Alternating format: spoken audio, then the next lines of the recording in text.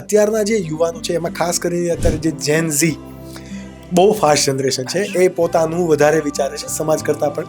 તો શું એવી કોઈ એક્ટિવિટી થઈ રહી છે કે જેનાથી આ લોકો જે આવનારા ભવિષ્યની અંદર આ બધી સામાજિક સંસ્થાઓની નેતૃત્વ કરવાની છે, તો એ યુવાનો કઈ રીતે તૈયાર થશે? આર્થિક મજબૂત ન હોય, પોતાના જીવનનું વિઝન ન હોય અને સેવા કરવા માટે જૂથ તો મળી લે પણ એ સેવા જોઈએ તેવી સારી થઈ શકે નહીં.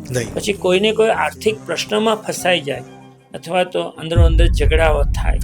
એટલે ખૂબ સંસ્થાઓ યુવાનો ખૂબ કામ કરે છે, ગમતું કામ છે, પણ એક સમાજને પરિપક્વ માનસિકતા સાથે ચલાવવા માટે આપણે કામ કરવું જોઈએ. એવું કદાચ ઓછું પણ થાય છે.